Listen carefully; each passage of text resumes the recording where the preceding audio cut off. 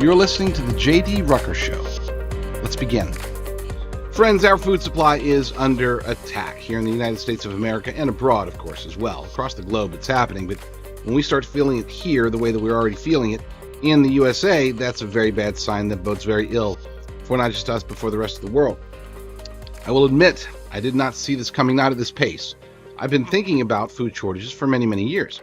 It wasn't until approximately, we'll say 2019, 2020, when I really started diving deeper into the whole conspiracy theory wing of the internet. But when I did, that's when I was reaffirmed to a notion that I'd already had, the idea that they were trying to control our food supply, make it to where eventually they would have a strong enough foundation for which they would be able to maintain control, to gain and then maintain control of us. And my thought, at least before the last 2 or 3 years, my thought was that it was going to be slow and methodical. They were going to utilize genetically modified organisms. They were going to really crack down on the use of organic food, or the distribution of organic food. They were going to attack organic farming.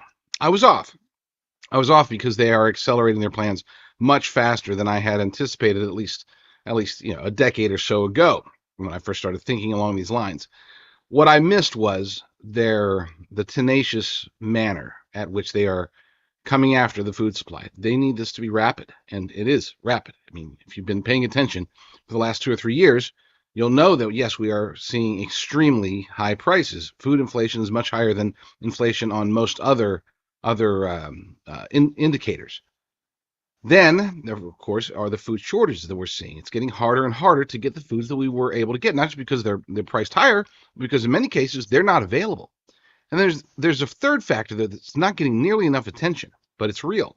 Starvation here in the United States of America is at a decades-long high.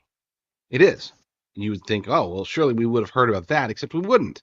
If you stop and think about it, knowing that their intention, they being the powers that be, and their minions in the uniparty swamp, as well as the corporate media industrial complex, they don't want us to know that there is already massive amounts of starvation here in the United States, because to do so would turn sentiment even further against the open borders that we have. When Americans are starving, it's hard to justify bringing in more people to then have to take care of.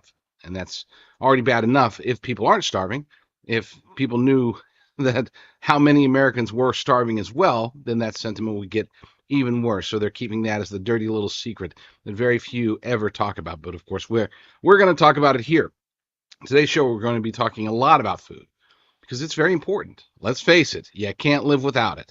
You might be able to live longer without food than without water, but not by much. I mean, it's not like, we don't have very much food. I guess we'll be able to survive for a couple of years. Most adults, most healthy adults, can only survive approximately a month without food, maybe a little bit longer. We'll go to the old biblical notion of 40 days without food. That's about the breaking point, as long as you have water. If you don't have water, then you got 2 or 3 days, maybe 4 if you're super hydrated and healthy, before going into dehydration mode. But yeah, they are going after it. So we're going to be talking about it today. For full disclosure, I am part owner of a long-term storage food company. But here's the thing. If I wasn't part owner of this long-term storage food company, wouldn't matter. I still would be talking about exactly what we're talking about today, because this truly is one of the various existential threats. We've talked about the border crisis, existential threat. We've talked about the war on religion, existential threat. We've talked about the war on our freedoms, existential threat. And yes, the current war on food is an existential threat. Now, we have to look back to, of course, I've mentioned many times, Henry Kissinger, the godfather of modern-day globalism. His famous words, he had three tenets, basically, for global domination. The first one was, who controls the food supply controls the people. That's us. They want to control us. It's part of the depopulation and control agenda. They want to control as many of us as possible, and those that they can't control, they want to eliminate.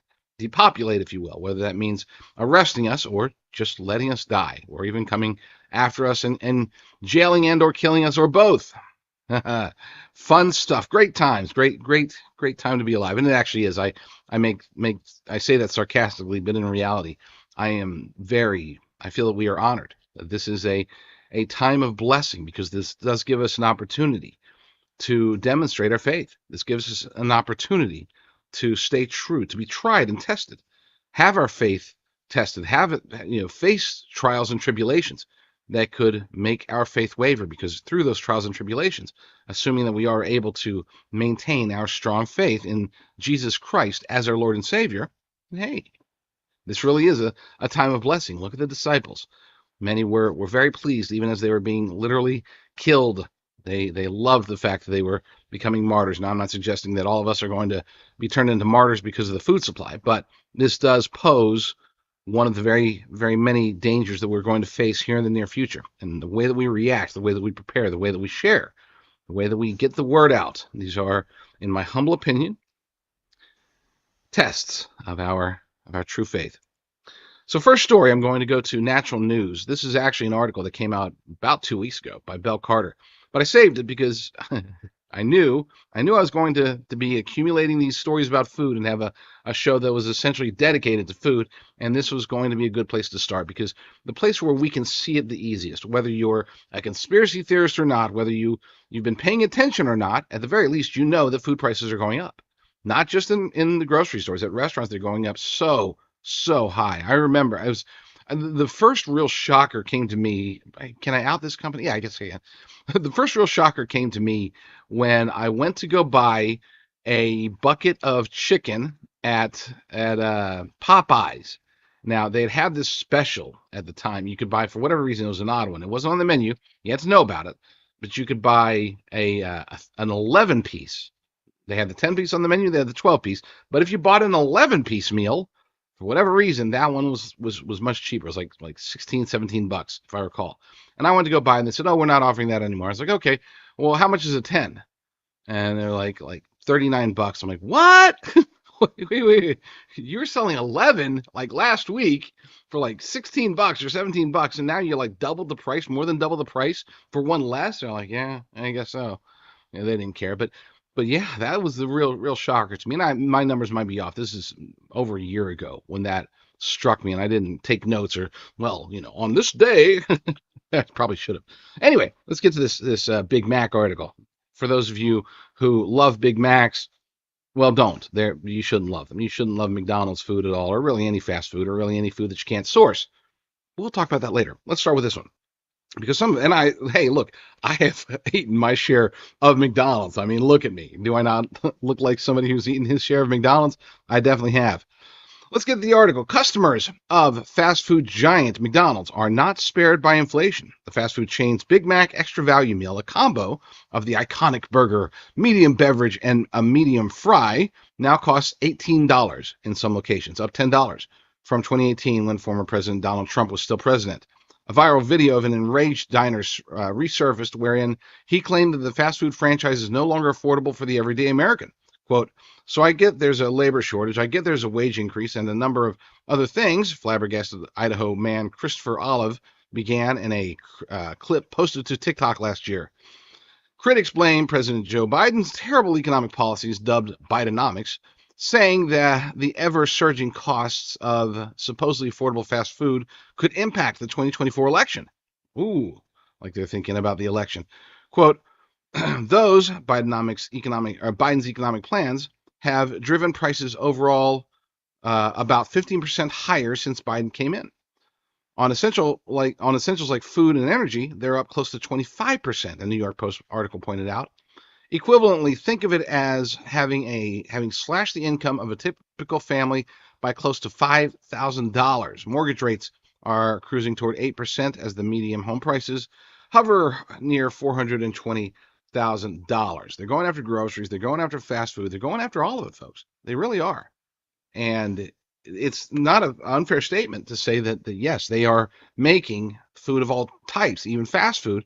They're making it unaffordable for the average American. And that's by design. People say, "Oh, Bidenomics has been a failure." No, it has not. Bidenomics is working precisely the way that the architects of Bidenomics wanted it to work. If anything, it's outperforming expectations. It's tanking the economy and hurting the American people better than they had expected. You have to understand this. If you sit back and you still believe the corporate media talking point, or even the Republican, the uniparty swamp Republican wing talking point that Biden and the Biden-Harris regime have failed miserably at this and failed miserably at that, and they're failing and they're failures, and they just can't get the job done. No, that's not true. They're getting their job done. Until you recognize that, you cannot fight this enemy. You cannot fight this threat. If you assume that they're trying their best and failing, trying their best to make things better for us and just failing at it, then you are underestimating the evil that we face. This is intentional. This is absolutely intentional. And not to go on a sidebar, but perhaps the easiest way to see that is to see the action coming out of the White House, coming out of the Democrats, coming out of even most in the uniparty swamp on the right side, the so-called Republicans, when we see the border surge that's happening right now, today. They're setting records. Folks, it's December. Okay, December's the slow period. December's the time of year where we should be seeing the least amount of illegal aliens crossing over, and we're seeing the most. How is that possible? Right? I mean, generally speaking, it's colder. They don't like to travel in the cold, right?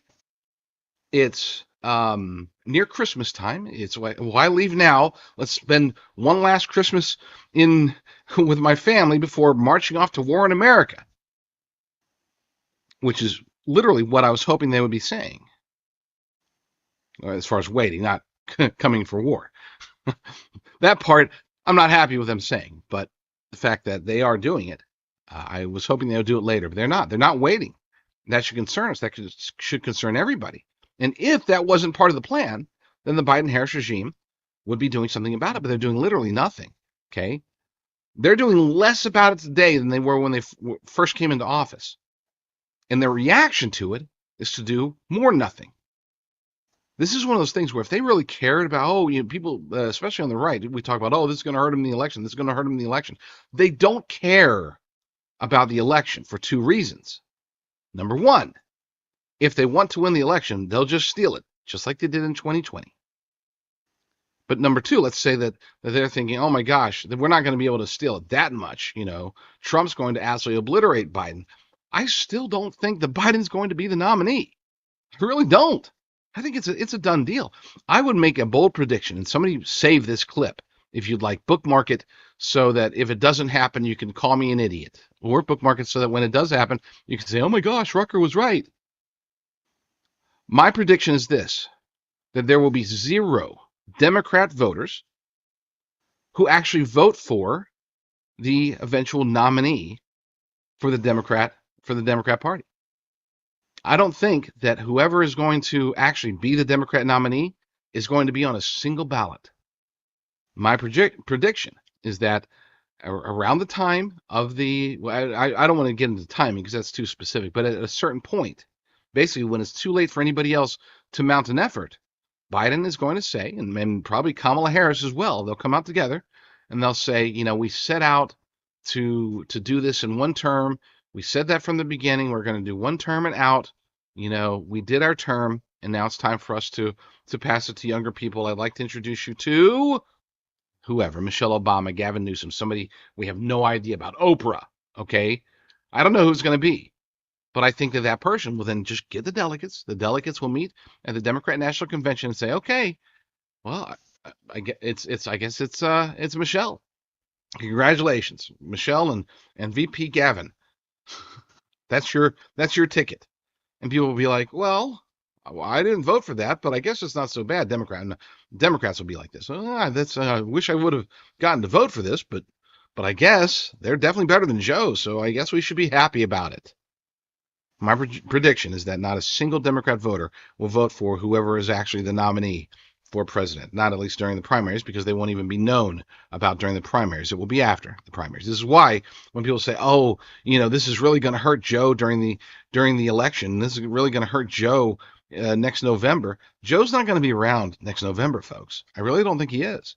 And again, if he is, then they're just going to cheat anyway and try to steal it. So they don't really care about what blowback there is from their actions today, what turmoil they cause, how much they harm the country. Because from their perspective, they're going to get a fresh reset in the middle of next year sometime. They're going to get a fresh reset that says, hey, you know what? You guys are right. Joe did a terrible job. We love you, Joe, but maybe the dementia set in, whatever. Don't worry. Me and Michelle, we got this. We got this for you. Gosh, I don't like Gavin Newsom. Please don't let it be Gavin Newsom. I would almost rather it be Michelle Obama. No, I wouldn't. Take that back. Scratch that. I wouldn't want it to be either of them. I don't. It's, it just gets worse. You know, Joe Biden has been worse than Barack Obama. As impossible as that is to think, he actually has been.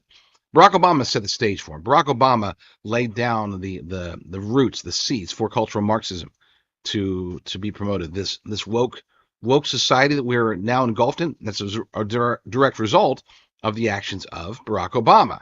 He laid the seeds. He didn't get to stick around long enough to see them bloom, but maybe he did. A lot of people still think that if this really is just his third term, that Joe Biden really is just a placeholder. And if that is the case, by the way, that would be the only scenario in which Joe Biden is allowed to continue and where they cheat to try to get him to win again. This is why somebody asked me, do you really think that Trump's the right guy for the job? This is literally just today. Somebody asked me early this morning, is Trump really the right person for the job? And I said, number one, he has been, we've already had him for 4 years. We already know what we're getting. There's no question marks, no loose ends there to tie up. Number two, and this is the most important part, a second-term president is exponentially more powerful and able to do more than a first-term president. A first-term president has to think about the re-election, so they have to be more cautious. Second-term presidents, that's when they're building legacy. And we want a president such as Trump, who is building his legacy. People say, Trump's going to seize power. He's going to be a tyrant. No, Trump wants to go down in history. Trump's ego wouldn't allow him to be a tyrant.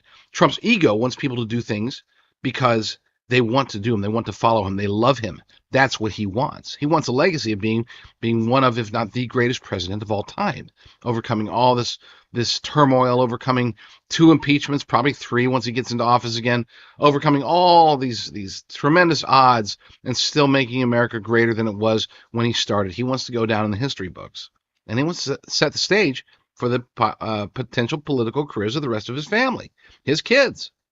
So don't tell me he's going to be a tyrant. How did I get on that topic? Anyway, point is that people ask, maybe we should look at DeSantis or Nikki Haley. Maybe they would be a better fit. Maybe there would be less turmoil. We're seeing that argument. There'd be less turmoil. Look, he's already been kicked off the Colorado ballot, and what if the Supreme Court doesn't overturn that? Then it's going to be hard for him to be able to win, and maybe we really should look at the other guys. Listen, my philosophy on that is this: Trump is way ahead. Okay, he's way ahead. And we need to push him as far as possible. We need to unite the party around him, not the other way around. You can't tell me, oh, don't worry, DeSantis will be able to unite all the MAGA guys. Okay, DeSantis has just trashed Trump too much. Trump has trashed DeSantis too much. There is no love there. There's no way that if DeSantis turns out to be the nominee because the deep state's able to take out Trump, there's no way that he's going to get the massive support from the MAGA camp. There's no way that he's going to get. Trump is at literally more than double the black support that he had in 2020. He's doubled that, which was already very high at that point. At that point, the black vote for Trump in 2020 was higher than anybody since, I think, Nixon, if I recall. I think Nixon was the last Republican candidate to get that high of a black vote. It might have been Reagan, but I think it was actually Nixon. Anyway, point is that DeSantis won't get that. And don't even get me started on Nikki Haley. Okay, Nikki Haley, could she win if she's going against Joe Biden? Yeah, I think she could. I think it's possible. Yeah, because she gets that middle of the road vote. She gets, I guess, the more lucid Democrats, the more moderate Democrats. It's possible that she could beat Joe Biden. But do we even want that? Would she possibly be even worse? Okay, having a neocon in there can be worse, and her fiscal policies are absolutely horrendous. Her ideas about essentially ending anonymity on the internet, making it to where you can't have social profiles unless you've got your photo ID ready. I mean, she is authoritarian in many ways, far worse than even Joe Biden. People will say, well, what about RFK Jr.? And you know what? I'm not gonna. Wow, you get me. Yeah, you got me going on politics. No. The point I was trying to get at. Let me rein it in, Rucker. Rein it in. The point I was trying to get at is this.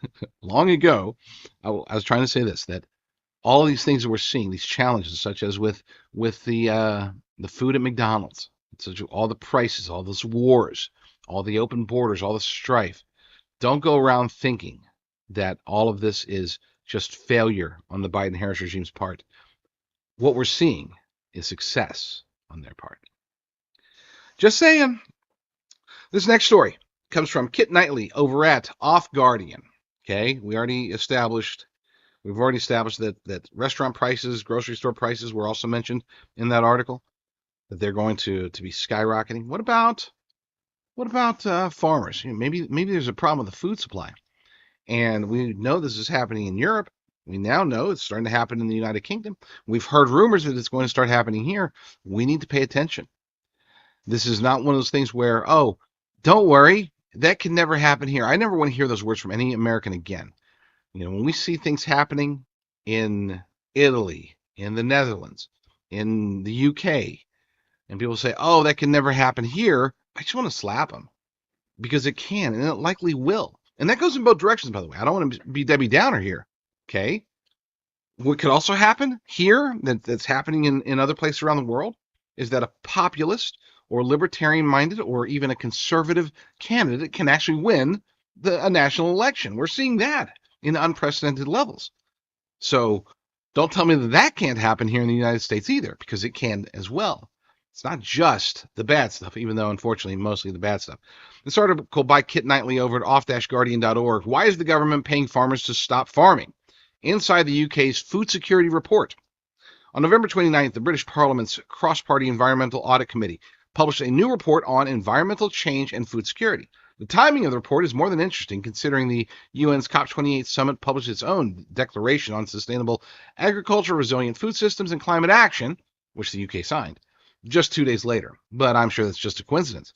The report claims, amongst many other things, that we, quote, need to adapt our food and farming systems to become more resilient to the effects of climate change and biodiversity loss. Now, I think everybody knows what climate change is, but we'll get into biodiversity loss. That's something that in itself is a conspiracy theory that needs to be discussed, that you need to be aware of, because we already know the weaponization of the climate change hoax. Once we start getting into biodiversity loss, now we're really going to go over so many people's heads, but people are still going to nod those heads as they're watching the facts go over them. Oh, okay, biodiversity loss. Nod my head. I guess that's something we should concern ourselves about. It's not, but hey, whatever.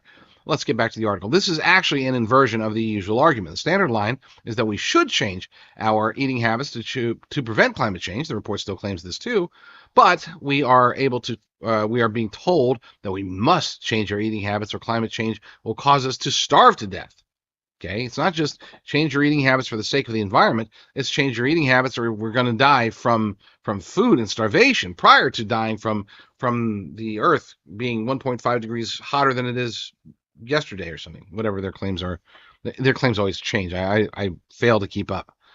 But you'll be pleased to know, while the reason we need to change may have altered, what we actually have to do remains the same. Eat less meat. Just eat less meat, a lot less meat. That's all. That's all they want you to do. The report repeats countless times the Climate Change Committee's recommendations that the UK reduces its meat and dairy consumption by 20% by 2030 and by 35% by 2050. It's funny, those two numbers, they keep popping up, 2030, 2050. I know they're round numbers. They're easy to throw those round numbers out there, but 2030 keeps popping up a lot. Of course, we've all heard about Agenda 2030. There's the notion that I've brought up before on my show, if you are a Bible-believing Christian, and I'm not picking dates here. Don't say, oh, he's declaring the dates of the apocalypse. No, I'm not. I just think it's interesting that depending upon when Jesus Christ was born, scholars say that he was probably born sometime between 4 BC and 1 BC. Okay, if he were born right around 3 BC, then that means that his death would have been at 30 AD. Okay. And what happened 1,000 years prior to 30 AD? That would be 970 BC, which just happens to be the year that King David died. Now, of course, if you fast forward, the math is easy. If you fast forward from the death of King David, you go 1,000 years forward. That could be the death of Jesus Christ, depending upon the day of his actual birth and death. But then you fast forward 2,000 years from there. That's where we get to 2030. Probably just a coincidence, probably no prophetic bearing whatsoever, except it probably does. But again, I don't like to make any Any claims about dates or prophecy, that is way above my pay grade. I just report the facts. But yeah, 2030, we know that it's something crazy. It's not just the Agenda 2030. It's not just because it's a round number. There's something that's brewing leading up to 2030. I'm not saying, please don't take that as, oh, we've got 6 years and a few days. That's not what I'm saying, folks, by any means. I think that things are going to lead up to 2030 and that things are going to get really, really bad. Oh, maybe next year. Could be 2024. I think a lot of things are going to get really bad, and we're going to think, man, things got really bad. But when I think that things are going to get really, really, really bad, we'll start in 2025 and then get even worse in 2026. Again, that's not a nothing to do with Bible prophecy there. That's based upon the trajectory of the world and the nation that I'm looking at today, that all of us can see today. Don't forget, I keep my finger to the pulse of as much news, both conservative and alternative media. I watch this far too much, far more than your average person. Because as the editor at thelibertydaily.com, I got to read like anywhere from 1,500 to 2,500 headlines every single day. Okay, I have to keep my finger on that pulse because we upload, we publish and post links to anywhere from 130 to 200 articles or videos or both per day. So it is, it's a fun job. I don't want to say it's challenging. It's too much fun. I'm actually very blessed to have that as one of my many jobs. But anyway, let's get back to this article. Just like the push to change climate into a public health crisis, inverting this argument is about creating a sense of threat, about scaring people. It's always about scaring people. But you'll be pleased to know while they're, oh, I already covered that. Sorry, apologies. I got stuck on the whole 2030 thing. In a blatant rhetorical trick, it tries to make this figure, the 20% and 35%, tries to make this figure some kind of compromise by pointing out that some of their witnesses, the noted lunatic George Moonbat, or I like to call him Moonbat, advocated eating zero meat or animal products of any kind. The report is full of this kind of manipulative language. For example, on page 48, the authors claim that the government does not believe it has a role to tell people what to eat. I'm not going to say, I got nothing. I mean, I can't respond to that because it's literally exactly the opposite of what they're actually doing. Their words do not match their actions. But then they proceed to quote testimony from experts who tell them that they have a responsibility to tell people what to eat. Huh. Imagine that. Sarah Pritchard argues people aren't informed or sensible enough to make these decisions. You're all idiots. We're idiots. We're stupid. That's what they think of us. While Professor Tim Lang essentially argues that we eat as chosen for us anyway. That's a different take. Hey, folks, don't worry. We're going to tell you what to eat. We're already telling you what to eat. You just don't know it. Now we're telling you that we're going to tell you what to eat, and now it'll be out in the public. So here's your bug burger. There's a quote from Tim Lang. Everyone thinks they choose their diet. We don't, actually. We choose it by race, by class, by family, by gender, by culture, by when we were brought up, by the power of advertisers and their expenditure. Nearly $1 billion. I'm sorry, 1 billion euros.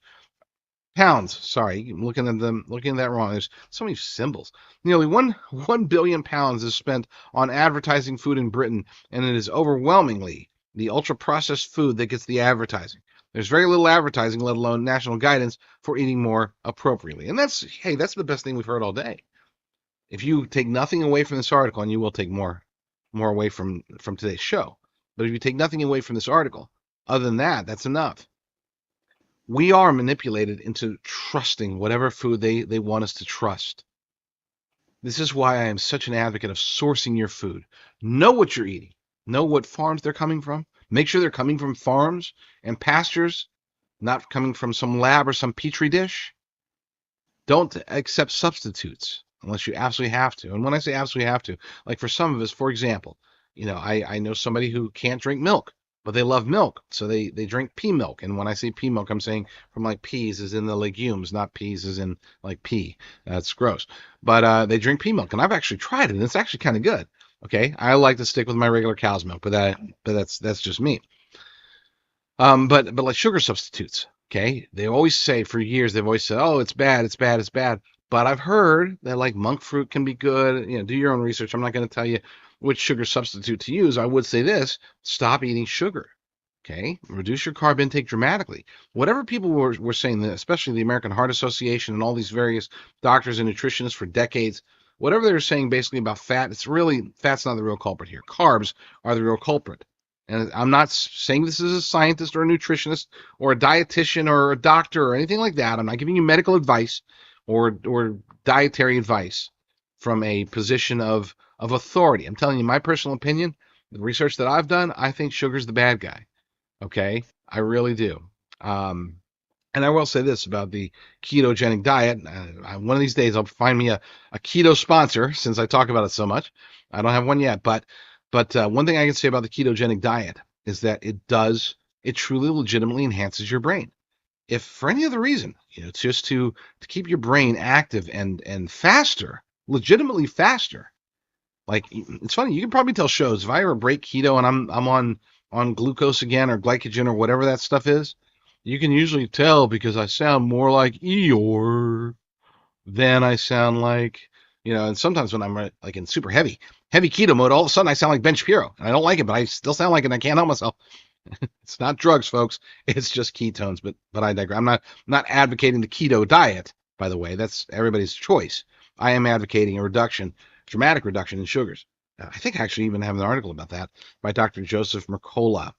We probably aren't going to get to it because I've got a lot of other food articles to get to. As a matter of fact, let's just move on from that one because you get the idea. They are coming after the food supply in Europe and in the United Kingdom.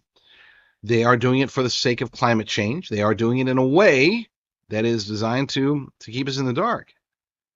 But it's not just countries. It is the bad guys, the other bad guys out there, such as, which we call it, Slay. Slay News has this article. The United Nations. There we go. Sorry, as my ketones fail me and I can't read the letters UN. What does UN mean? Oh, I guess that means, what is it? Yeah, the United Nations demands a crackdown on food supply to fight climate change. The United Nations is demanding that governments around the world. Or you know what? Let's go to a quick break. Well, let me get to this article after the break. Let's go to a quick break first, and then when we return, I'll talk about Frank Bergman's article over at Slay News. So stand by.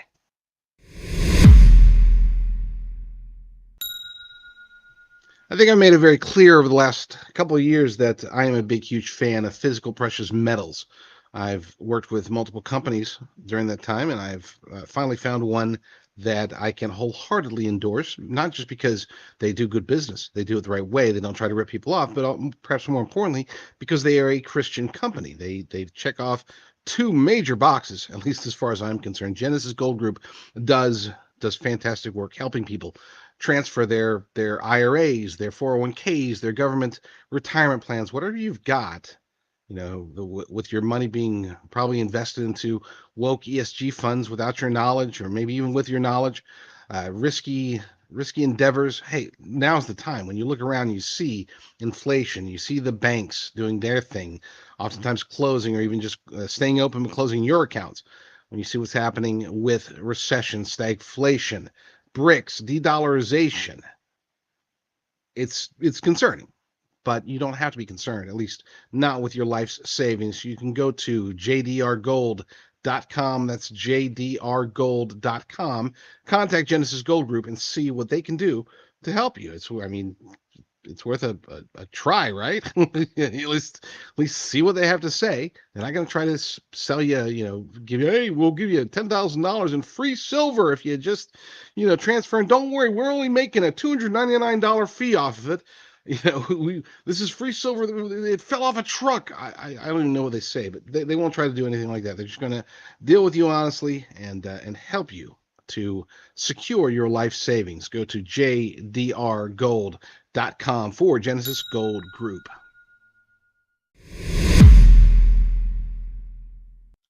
All right, let's get to this story by Frank Bergman over at slaynews.com. UN demands crackdown on food supply to fight climate change. This is not a reiteration of the previous story. This is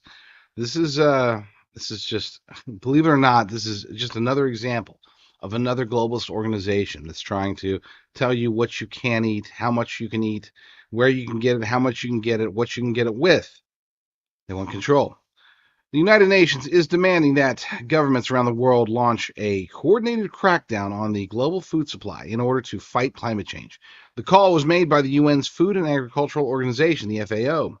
Remember those letters, because they might not be familiar to you today or very commonly heard today, but they will be more and more and more commonly heard, especially as we start getting into more public-private partnerships pertaining to the food supply and distribution to the masses, to the people, to you and me, as we are given our lab-grown meats and genetically modified Bill Gates style organic vegetables and stuff like that. The head of the FAO is former Chinese Communist Party official Ku Dongyu, who served as China's Vice Minister of Agriculture and Rural Affairs. If you've been watching my show recently, you'll know that I talked about Mr. Ku Dongyu just the other day in a similar scenario, a similar situation. But I want to promote this concept and get this word out, because people, folks, friends, we have to take this seriously. The unelected UN is demanding that sovereign nations place strict limits on their agricultural industries, specifically meat and dairy production, to comply with the World Economic Forum's net zero targets for Agenda 2030, as noted before. On Sunday, the FAO published a report commanding policymakers to substantially alter agricultural markets to align the global agricultural system with the WEF's green agenda. Yes, the World Economic Forum, in conjunction with the United Nations, in conjunction with the Council for Inclusive Capitalism, and Bill Gates, and George Soros, and Klaus Schwab, and all the bad guys, and Ku Dongyu, and the Chinese Communist Party. Folks, it's funny, because when we talk about conspiracies, right, we talk about conspiracy theories. I never use that phrase as a pejorative. There are conspiracies, period. You'd have to be an idiot to think that there aren't people conspiring to achieve their goals, conspiring behind our backs to manipulate or use or control or even depopulate us. It's happening. And unfortunately, all we have right now are theories. All we can do is speculate. I can guess that things are going to be bad in 2024, worse in 2025, and really, really bad in 2026. That's a guess. But even though a lot of my guesses, a lot of my speculation turns out to be, unfortunately, very accurate, sometimes I do get it wrong. I really thought that the food attacks on the food supply wouldn't start for another 2 or 3 or 5 years. I was wrong.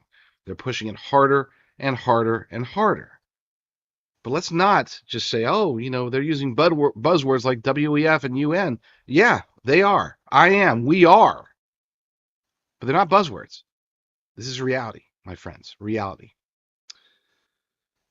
Despite the FAO claiming that the move seeks to save the planet for the greater good, the motivations of the organizations have been called into question by people like me and you, I'm sure. FAO chief Dong Yu has been repeatedly accused of using his post at the unelected global institution to advance Beijing's specific interests, according to Politico.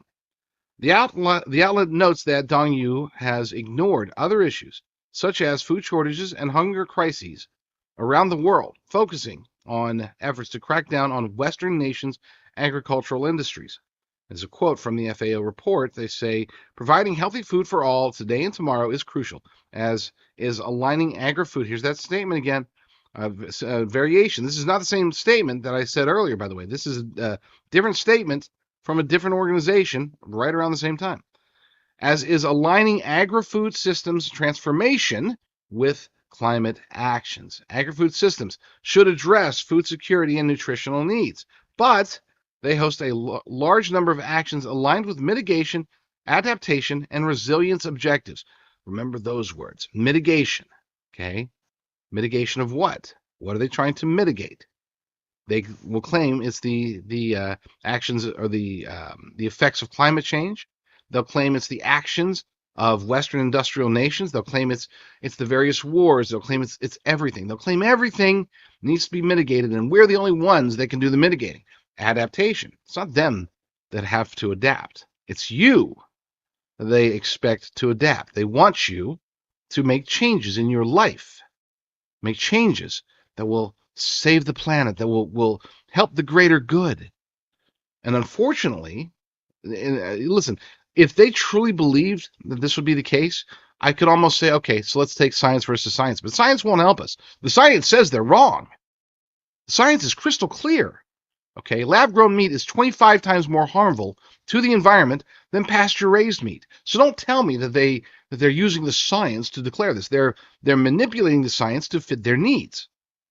And when it comes to adaptation, they're not talking about adaptation of their, they're going to be eating filet mignon and lobster. We're going to be told to eat lab-grown meat or crickets.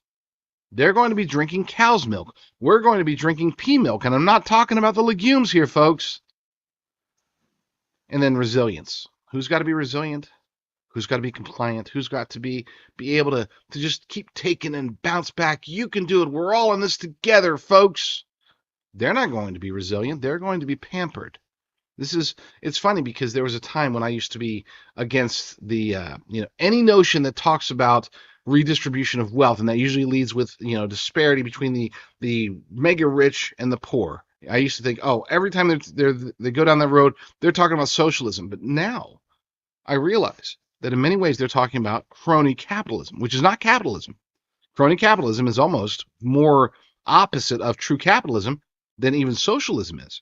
Crony capitalism is where, hey, crony capitalism is like the Hunger Games. No, I've never seen them, but I know enough about them. I've got enough children to know enough about the movies or the books or whatever that, you got the super rich and then you got everybody else, right? This is what they're trying to create. And again, that's through crony capitalism, not through real capitalism and not even through socialism. That is, they want to install, neo-Marxism is what they're trying to install through their concepts of stakeholder capitalism and through their, the Great Reset, all this stuff. You will own nothing and you will be happy. That's neo-Marxism. But it's only going to be us, those who aren't prepared. Those are the people that are going to have to be adapting. They're the people that have to be resilient. It's not going to be the people that are actually making these stupid policies. That's for sure. They're going to be flying in their private jets, eating Wagyu burgers. The report asserts that individuals in wealthier nations can gain from reduced meat consumption. Always a sales pitch. It's like the Inflation Reduction Act, right? The Inflation Reduction Act was about the Green New Deal. It was about putting more money towards green initiatives. It wasn't intended. There was nothing in it that could possibly reduce inflation, as we've seen. And it hasn't. Okay, inflation has been reduced, and it's not that inflation has been reduced, but it's not like prices are going down. It's just they're not going up as fast as they were. That's what they're calling a victory now. That's reducing inflation, but it's not as a result of the Inflation Reduction Act at all. It's a result of we've had so much inflation, so many rate hikes. Now we're finally to the point where it's starting to kick in, and we're starting to slow down the degradation of our economic system here in the United States and abroad. Sometimes I frustrate myself even thinking about these concepts, but we have to. The FAO, again, remember those initials. The FAO argues that reducing public meat consumption will improve citizens' health and help them, quote, fight climate change. We're all in this together. It's ridiculous, and you know it, and I know it, and honestly, they know it too. Let's be clear about that. The only people that don't know it are the true believers in climate change, the true cult members. They're the ones that are these useful idiots, these happy little soldiers going out there gluing their hands to the pavement, gluing their hands to artwork, breaking gas stations and keying big SUVs or even little SUVs or whatever. These idiots, they're the only true believers. Okay, the people that are making the policies, and including many of the quote unquote scientists that are involved in this, they're just doing it for themselves, folks. They really are. They know that if they get out there and pronounce loudly that they're going to that climate change is going to kill us in 8 years, 3 years, 12 years, whatever, that they're going to get grants, they're going to get funding, they're going to get awards, they're going to get speaking engagements, they're going to get everything. Everything. That's what they want. Just like, don't even get me started on the doctors and the jabs. That's a story for another day. Let's get to this story. I don't often go to Cauldron Pool. Cauldron Pool is cauldronpool.com. It's a mixed bag. The content there, by the way, is absolutely amazing the vast majority of the time. But sometimes I don't like using it because it's over my head. A lot of it is really over my head, both theologically as well as scientifically. I mean, these are some smart dudes and gals over there. And so I don't like talking about it, not because, I don't want to belittle my audience and say, oh, I don't know if you guys would get it. It's that sometimes I don't get it. And that's not false humility, folks. It's like wow, that's pretty crazy. Let me stick with some simple conspiracy theories and let's not. But this particular article over at Cauldron Pool did catch my attention because it's talking about meat, and I started reading it and I understood it. So Lord willing, you guys will too. This is by Professor John Gideon Hartnett over at cauldronpool.net. This one was also from a little while ago. This was from the 9th as well. But I save these stories. A lot of times when I know that I'm going to talk about a particular topic, I will save the stories and accumulate them so that I can talk about a topic for an extended period of time. If you're new to the show, this isn't how we do every show. A lot of times, most shows, we're going to take a potpourri, a smorgasbord. Okay, we'll take a wide variety of talk about the border, talk about wokeness, talk about cultural Marxism, talk about Biden, talk about Trump, talk about whatever. Today I'm trying to stay focused on this particular topic because there really has been a lot of news following COP28, and that's why we're talking about it today. This article is titled, Why Do There we go. Why do the globalists want to stop us from eating meat? Could it be? Could it be that the demon-inspired oligarchs do not want us to eat meat because of all the positive health benefits? I think so. This takes it from another angle. And let's be clear. I'm not on the carnivore diet per se, but I am a carnivore in many ways. I do eat a lot more meat than anything else. If you couldn't tell, if you're watching on video, yeah, I eat quite a bit, but I'm working on. I'm actually down like 12 pounds, believe it or not. If you can picture me being 12 pounds heavier, yeah, that was me. But I'm going down. We're working out. I've been walking like 5 miles a day. Praise God for that. So yeah, we're getting there, but we're not there yet. Got a long ways to go, but I'm still going to eat meat whether I'm big or not. Anyway, let's get to the article. One big aspect of the sustainability-dominated Agenda 2030 of the WEF/United Nations is to stop us from eating meat, especially red meat. Why is that? One excuse they use is that the global warming scare. Cattle are falsely claimed to contribute to global warming due to their methane emissions, but global warming is a hoax. There is no climate emergency. There never was. It's a guy after my own heart. And by the way, how do we know it's a hoax? Okay, there were far more buffalo in North America way back when, 100, 120 years ago, than there are cattle today. So, and similar style of digestion, far larger animals. Why weren't they a challenge back then? But that's a topic for another day, and it'll be interesting to bring up that topic, to talk to you guys about the history and why the bison were killed. It's actually a pretty ugly story, and I only recently learned it, but not for today. We'll get into that lighter topic some other time. Back to the article. Or they love us, and their reason is to protect us because meat is unhealthy. But that can't be the case because it has been shown scientifically and by experience for thousands of years to boost human health. Human beings have been eating meat for thousands of years, since the end of the global deluge, in fact. Prior to the Great Flood, humans only ate fruit and vegetables according to the plan God put in place at the creation. At least that was the Creator's original plan. The curse changed that, and the fossil records show carnivory, was common pre-flood. But after the flood, God said that the survivors, Noah and his family, should eat animal meat. The scripture does not specify what animal. That didn't come until much later, until the laws given to Moses on Mount Horeb in Sinai. Noah and his family might have enjoyed Leviathan meat. We read, you break the heads of a Leviathan in pieces and give him to be meat, meaning food, to the people inhabiting the wilderness. Sounds good. I would love to eat Leviathan meat. That sounds scrumptious. I don't know what it tastes like. Probably tastes like chicken, but maybe it's not. Maybe it tastes like beef. I love beef, and I love bison. But I digress. Back to the article. The context seems to be post-flood. The Hebrew word is transliterated because it is not known by the translators what it was. It is often translated as a sea monster or dragon. Could it have been a marine dinosaur or of some kind? Dragon is also a possibility, so dragon meat was on the menu, I guess. I wonder if it tastes like chicken. We always have the same jokes. When you get into biblical nerds, we have the same exact jokes every time. It's very Funny. Why did God command the survivors to eat meat after the flood? Was it because the supply of nutrients from a plant-based diet was inadequate? There are three factors that would have influenced that. One is the change in the global environment due to the catastrophe that killed everything on Earth's surface. Another is the effects of the curse on creation. Plants produced antitoxins and ward off animals from eating them, and that would have multiplied over time. The third is the effect of decay processes in human physiology due to DNA damage that has been accumulating since creation. It's something you don't hear a lot about, by the way, but it is true. An increase in genetic entropy meant increased mutations. That meant humans were less fit and needed a more direct supply of the essential nutrients that come from eating meat. Nowadays, they blame all new diseases on meat. Everything. Oh, it's always, you probably eat red meat, don't you? That's why you got this. That's why you got that. Strange, considering the long history of humans eating meat without suffering from these modern diseases.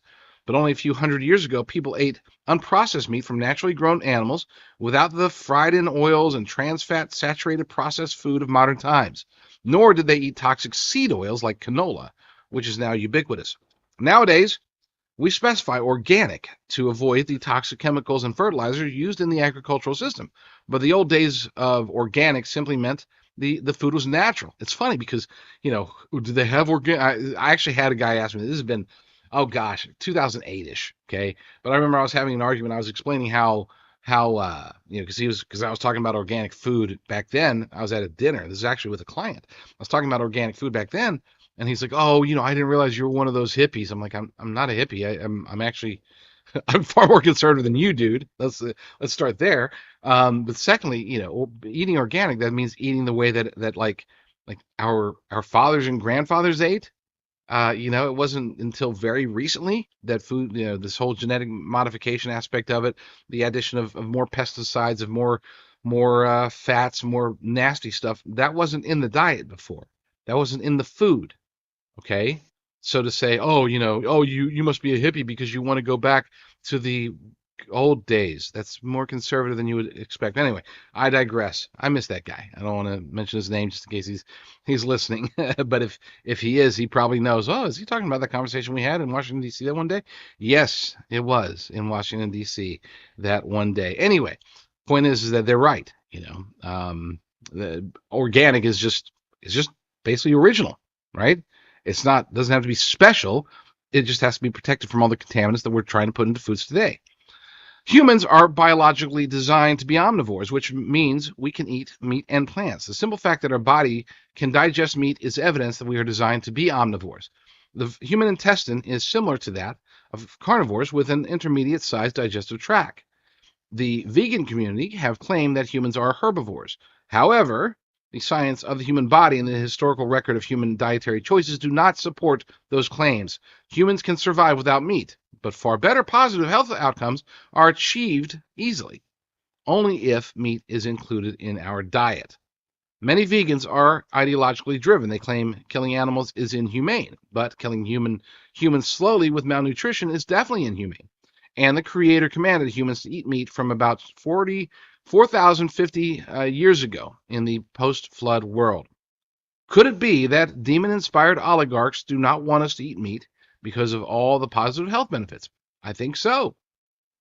Some years ago, I went on a vegan diet for 9 months. And when I say I'm talking about this professor, not me. I read them directly from here, but I always want to make sure you guys know if you're caught on late. These are not my words. I did not go on a vegan diet ever. I never will unless I'm forced to at gunpoint. And maybe not even then. I was hoping, back to the article, I was hoping to heal from numerous afflictions. At the time, I also started eating only organic food, though plant-based. I did get some benefits, but after about 6 months, I started to go downhill, developing much more pain throughout my body. I learned at the time about the organic acid, oxalic acid, in many plants which use the anti-nutrient to fend off insects and other predators. Oxalic acid forms razor-sharp calcium oxalate crystals in our tissues, especially if our gut has been compromised due to past antibiotic use. But going on a low oxalate diet, I have overcome most health issues over time. This is an example of one anti-nutrient in plants. There are many more. Thus, I took to eating a very high meat-fat diet because meat is low in oxalates, and I have grown stronger over the past few years and overcome all my incurable diseases without pharmaceuticals. Meat has all the needed nutrients for humans. Only in animal protein are found all the necessary amino acids, which our bodies cannot make themselves. To get all of those, a vegan needs to be very diligent and take supplements. Even so, the amino acids from plants are not so well absorbed. To build healthy muscles, skin, and bones, we need to eat meat, especially in this sin-cursed world.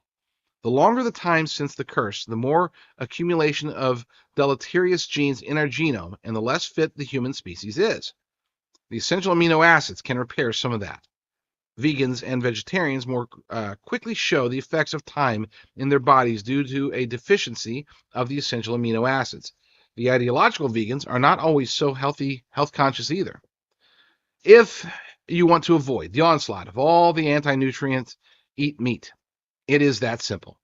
There is not a single plant-based food that has all the micro and macronutrients found in meat. Some of the essential nutrients are only found in meat and not in vegetables or grains. One of those is iron, an essential mineral that is abundant in red meat. Without iron, our body cannot produce the important oxygen-carrying molecule hemoglobin, and without it, our body is starved of oxygen. That means no energy. That means no strength. Clean, unprocessed meat is the answer to most ills and disease. And let's stop there real quick. Unprocessed meat. Okay, there's a time, folks, I love bologna.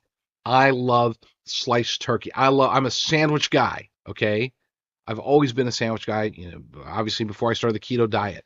I love sandwiches, and I used to love processed meat. I love sausages. Yummy. Okay, I won't do it anymore. I want meat. I want to see the dead animal, and then I want to cook it or have my wife cook it, since I can't cook. That is an important thing that we cannot ignore in this article. So back to that article. Clean, unprocessed meat is the answer to most ills and diseases. It does not increase cardiovascular disease, type 2 diabetes, or cancer.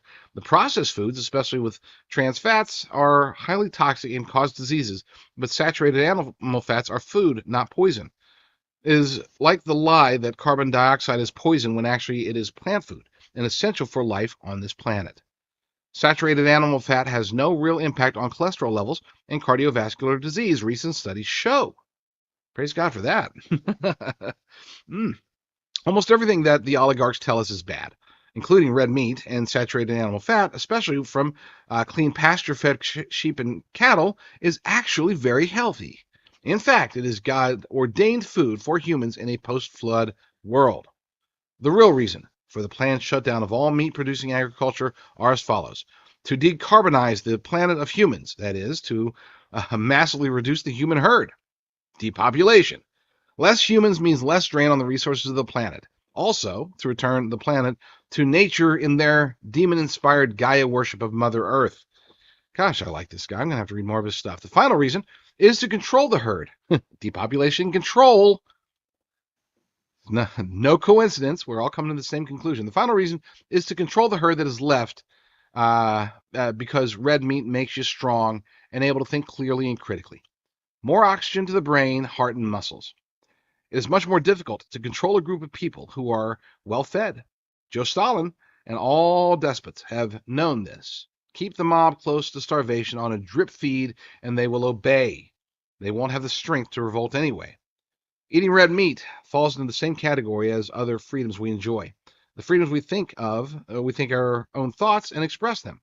The freedom to worship the Lord our God and speak of his grace. The freedom to not follow the diktats of the oligarchs who would control every aspect of our lives. Please do not succumb to the lies about red meat and lose all its health benefits. What follows is weakness, disease, malnutrition, and death. And again, that's Professor John Gideon Hartnett. He's got a PhD in physics. So that's good. Let's go to station identification, and we'll be back in, I think it's like 45 seconds. We'll be back in 45 seconds.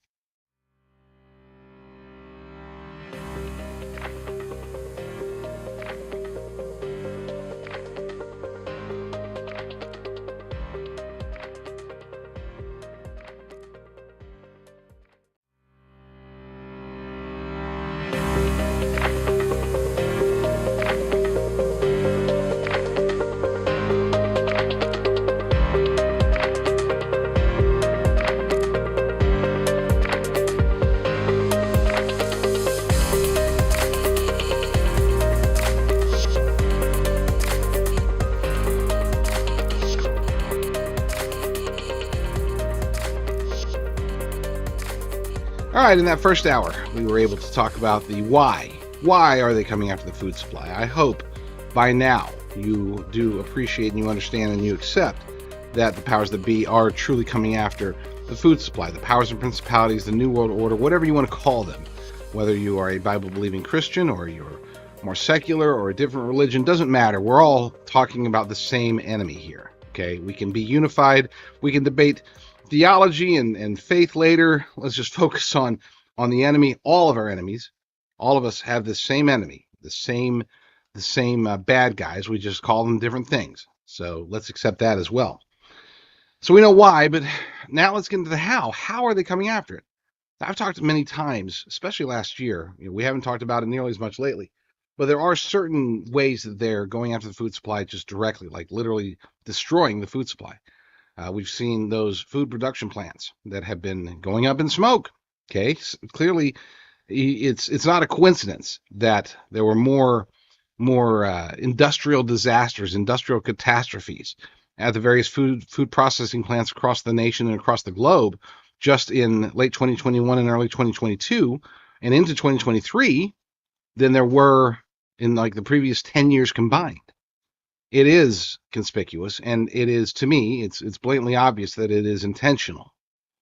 We've also seen bird flu, and I've talked about this before in the past as well, but just for those who may not remember, bird flu does not act the way that bird flu is acting today. It never has. Historically speaking, bird flu usually hits an area, a very small area. So I've used this analogy before, but let's say you got bird flu, you got a pigeon. Okay, a pigeon goes and lands and starts talking to some hens and saying, "Hey hens, what are you guys doing?" And they're like, "Go away, pigeon, you're not a hen. We only want a rooster." And the pigeon's like, "Okay, well, fine." But this infected pigeon, okay, now infected, maybe one of the hens had the bird flu, and now this infected pigeon has the bird flu, and that pigeon flies to a farm, 3 miles down the road and says, "Hey hens, what are you doing?"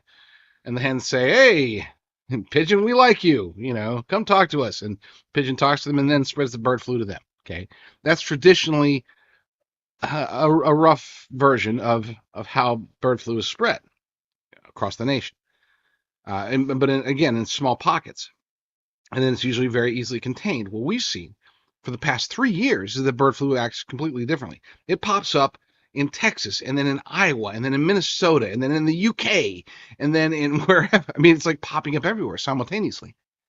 It's as if it's being done intentionally. And I would say that it definitely is. What about the cows? We've seen entire cattle herds mysteriously just drop dead. Ranchers go and they're like, "What the hell happened to my cattle?" I mean, they're all dead. And there's no signs of alien abduction or kids doing cow tipping or anything crazy like that. They just died.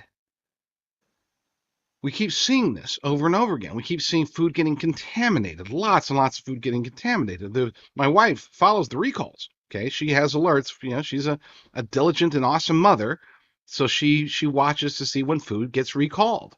And she was noting that over the last couple of years, oddly enough, there have been many, many, many more food recalls for various reasons. You would think that being 2023 going into 2024, that we would actually be better at food safety. I mean, we've certainly got enough regulations.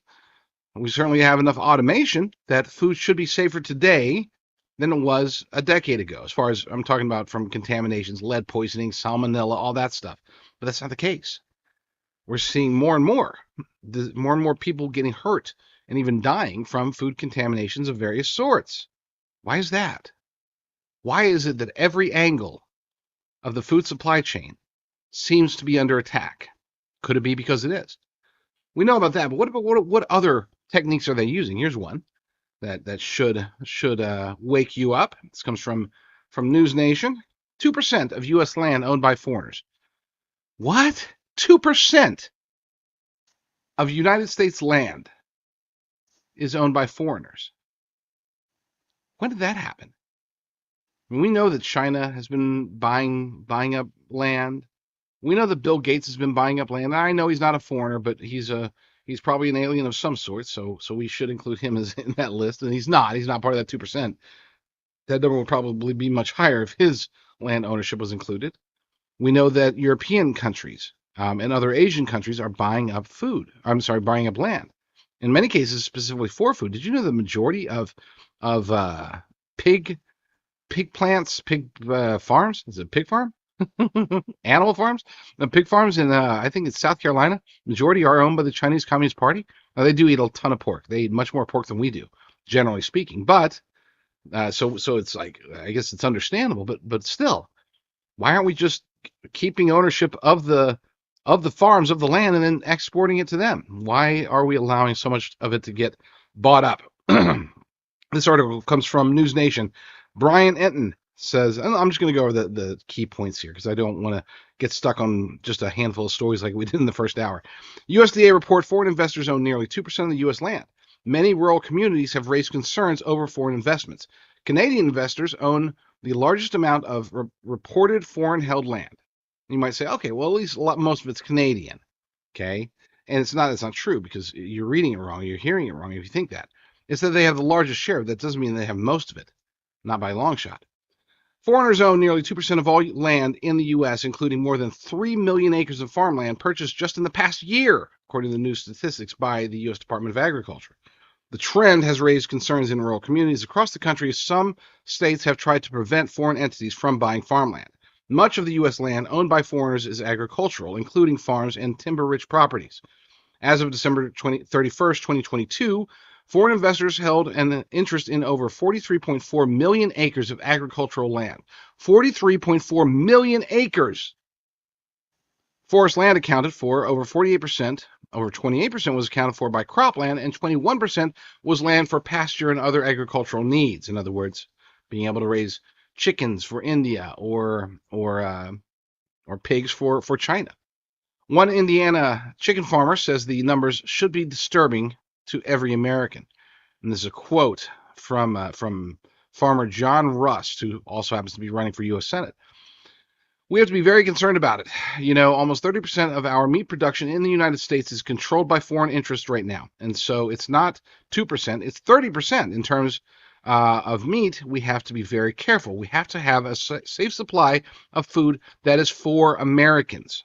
In November, a small Michigan town voted to oust their entire council after they approved a controversial project for a Chinese-affiliated company to build an electric battery plant in the community. And there's a quote from Green Charter Township resident on the public forum. Everyone's entitled to an opinion, and guess what China's is? They don't like us. They don't like us. That's their opinion. According to the USDA report, Canadian investors own the largest amount of the reported foreign-held agricultural land and non-agricultural land, with 32% of, or 14.2 million acres. So again, you know, if you like and trust the Canadians, great. That's at least better than the Chinese Communist Party owning all that land, right? But the Chinese Communist Party does own still quite a bit, and they're buying more. They're buying more of it every single day. And yes, folks, that should definitely concern you. Now let's get into, I guess you could say, some other concerns. And this is a concern. I gave this, I gave the disclaimer in the beginning that I'm part owner of a freeze-dried meat company. Specifically, we sell beef right now. Next year, we're going to start selling bison. Eventually, we're probably going to sell freeze-dried eggs and chicken. The purpose there is that we want to feed Americans. So when I start talking about lab-grown meat, know that, yes, I have an interest in it. But also know that if I didn't have an interest in it, I would still be talking about this stuff because this concerns me and it should concern you. And by the way, just for, I got to throw this in there as my, well, we'll use this as the ad for this segment. We are over at wholecows.com. We are having our unprecedented sale. It hasn't happened before. Probably won't ever happen again because of the aforementioned bison. We are bringing bison into the mix next year, and we have too many bags. I just got the report from Jason Nelson, disabled Army veteran. Jason Nelson, one of my partners in the company. He was telling me, gave me the numbers that we currently have stored, and it's staggering. We have a good surplus. I'm very excited about that. But now we got to make room because we got to make room for bison. Bison's big, and yes, the bags of bison are going to take up a lot of space in the warehouse. So I'm tasked with selling as much of it as I can. Therefore, go to wholecows.com and use the promo code ONETIME25. That's ONETIME, the number 2, the number 5. ONETIME25. And you'll get 25% off of your order. If you are a big spender and you're spending $1,000 or more, You can use promo code ONETIME30, and you get the idea there. You'll get 30% off of your order. Again, we've done 5%, 10%, 15% max discounts in the past. The only reason that we're doing this sale now, between now and Christmas, by the way, so we've only got a few days left. The only reason we're doing this sale now is because, like I said, we got to make room. He wants to buy the bison. I'm all for it, but we got to have some place to put it. So take advantage. Our loss is your gain. Go to wholecows.com. Use promo code ONETIME25 for 25% off, or ONETIME30 for 30% off if you're buying $1,000 or more worth of freeze-dried beef. And yes, it is free shipping. Not to Alaska. If you're an Alaskan, sorry, we got to charge you for the shipping. But otherwise, free shipping across the United States. So let's get to this article. Speaking of the reasons that we have this freeze-dried meat company that has ribeye, New York strip, sirloin, tenderloin, the good stuff, an all American, not imported beef. This is all American beef, all Texas raised beef, to be clear. The reason we're doing it is because of situations like this one. This is over at America Out Loud News, AmericaOutloud.news. You can find this. Dr. Steve LaTulip is his name. Great name. Steve LaTulip. Lab-grown meat scam is a great health risk, and it truly, truly is.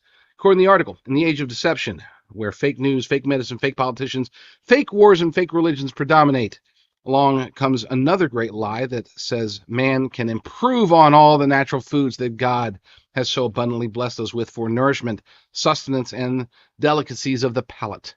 Fake meat has just made its debut in America, receiving a full stamp of approval from the Food and Drug Administration. But how can fake anything be good for you? It isn't. It can't. As the globalist conquistadors steam full speed ahead, finding anything real or genuine is becoming increasingly more difficult. We seem to be slowly drifting into a counterfeit world, or as I like to call it, a post-truth society. When it comes to physical health and nutrition, imitation food is about as unhealthy as you can get, but the consequences of marketing artificial food extend far beyond just the realm of diet. Grocery shopping has become a jungle stomp through a maze of pitfalls, and dining out is inviting disaster, especially in the fast food industry. Don't expect the FDA to protect you. The FDA is a government agency. It's the agency that approved the updated COVID shots and repeated the mantra safe and effective, as many as some 17 million people globally have died to date from the approved product. It's also the agency that approved lab-grown meat for production in the United States this year. But cultivated mammalian stem cells can hardly be called meat. Neither can it be called safe or good for you. If anything, lab-grown meat, quote-unquote meat, is nothing more than an opportunistic bioweapon. Let's take a closer look. First of all, stem cell research is a budding science currently with very limited medical application. When stem cells are grown in bioreactors, that's a quote, bioreactors, and then nourished with additives to improve texture, color, and cell growth, you aren't getting anything close to a cut of real steak or chicken breast. It's just not possible to duplicate the real meat that is harvested from a once living animal that God created and called good for food. Lab-grown stem cells processed for human consumption don't have the taste, texture, biological composition, or nutritional value that actual meat contains. As an animal grows, its muscle tissue, the meat, contains more than just myocytes or muscle fiber cells. Blood vessels, nerves, fat, connective tissue, bones, and marrow are intricately woven throughout muscle tissue. These function together to make up all the properties of natural, healthy meat. The FDA admits it has done no studies to verify that synthetic meat is nutritious, safe, or truly economical to produce. The tarnished agency has approved lab-grown meat based on the words of Upside Foods producers, who described their processing steps and concluded, in their own opinion, that the process was safe. Satisfied with the company's self-assessment, the FDA essentially said, okay, sounds good, go for it. That's pretty much the extent of their regulation. We heard the same words from Pfizer or Moderna, who insisted that the mRNA shots were safe and effective, despite knowing full well that the studies that they did proved just the opposite. They lied. And mRNA vaccine recipients continue to die daily because they fell for their lies. We cannot accurately predict what the final mortality rate will be, but the accumulating data has left shot victims holding their breath and praying they don't become tomorrow's next casualty. Will it be the same with fake meats? Consumer skepticism pertaining to fake meat is more than valid. Americans will have to decide for themselves whether or not to buy into the safe and nutritious propaganda. But knowing that the population control eugenicist Bill Gates has been a top investor in Upside Foods since its inception in 2017 should be enough to dissuade anyone from sampling these products. Not that you would, by the way. I mean, who's going to even try this stuff? Maybe one bite? I don't even want a bite. It's not just because it's disgusting in concept or disgusting in nature or disgusting in reality. It's because ideologically, I don't want it. I want real meat. We've always had it. We've always had real meat. We've been blessed as a nation. Why are we trying to destroy that? Why are we trying to replace something that, as the good doctor here points out, replace something that God created and said was good for food? Ugly stuff. The mogul advocated for fake meat during a lecture he gave at the UN Climate Change Convention in Dubai recently, where he was surrounded by a cesspool of liars, frauds, hypocrites, and sociopaths. It should make us wonder, is this another genocide plot? The absence of regulations and accountability may be, for Bill Gates, another license to kill. Let's not ignore all the flashing red lights in the latest meat market associated with the climate change cult. Bill Gates, the World Economic Forum, the new band of mad scientists, and all our fallen angels in government. Your health and welfare are the last thing on their mind. I like how he said mind. I hope that wasn't a mistake. I hope that he's referring to collectivism within their group. We're going to go with that. He did. The first is your subservience and early demise. Abstinence from lab-grown meat might be a sage choice. Here's to the truth. And for those who aren't familiar with America Out Loud, yes, my show used to play there. And no fault to them for my show no longer playing there, by the way. It is what it is. I did it again. I keep forgetting to switch the tab. I've got it set on here, and this is why I need to sell more beef and get more gold leads, because frankly, I need to get a producer, a full-blown producer. I have a great producer for radio. Okay. Don at BBS Radio does a fantastic job, but when it comes to producing the show visually, I do that myself, and unfortunately, apparently I'm not very good at it because I keep forgetting to switch tabs. I think that's the second time I noticed. I did it once before. I thought, don't do it again, and here I did it again. So you didn't get to read along with me. Hopefully you liked the way I read and I didn't stutter too much. But here's the article from AmericaOutloud.news. And as I said, so I have worked with them in the past. They're a great organization. If it wasn't for my inability to put out a consistent show several months ago, I'm sure still be. My show would still be there. It had a wonderful viewership, wonderful listenership. It's radio. But alas, but still, like I said, it's no fault to them. That's why when I see awesome articles like this one by Dr. Steve LaTulip, I will happily share those with you, the audience. This does bring up the point, though. What can we do? One of the challenges that we're faced with is that the people that have the money, and I'm talking in media, the people that have the reach, we've got Tucker Carlson, who's starting to get out there. He's really starting to hit the topics that we need him to hit. I mean, some of the stuff that he's been talking about has been fantastic. You've got Elon Musk, who may or may not be a globalist shill. He may or may not be one of the technocrats that's going to lead us to our demise. He may truly be a free speech guy. He may really be in favor of natural stuff. All these things may be. I'm not sure about him the way that I'm much more sure about Tucker Carlson. And you've got the fringe people, like Alex Jones. He's been trying to promote this stuff too. But here's the thing.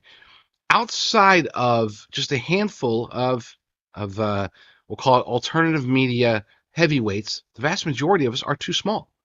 This is why I always ask people, please share what you see here. Tell your friends about this show and other shows if you like what you're hearing. And if you don't, then don't tell them that.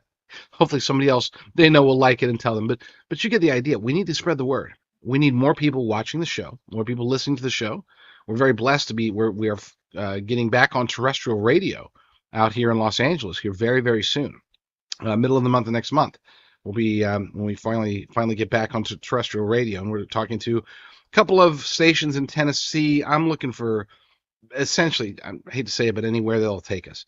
Okay, we are desperately trying to get the word out because people need to hear this stuff. People need to know what's happening to the food supply. People need to know what's happening with the elections, with the vaccines, with the border. Okay, there are plenty of conservative news outlets out there that do get great reach, but they often will avoid the topics that could get them in trouble. They're not talking about God. They're not talking about any of the aforementioned topics. They won't talk about anything that could get them in trouble with their station, that could get them in trouble with their with Facebook or Google. They rely on Facebook traffic. They rely on Google money. Okay, we don't get any traffic, pretty much any of it. None of it comes from Facebook. Do I broadcast a show on Facebook? You betcha.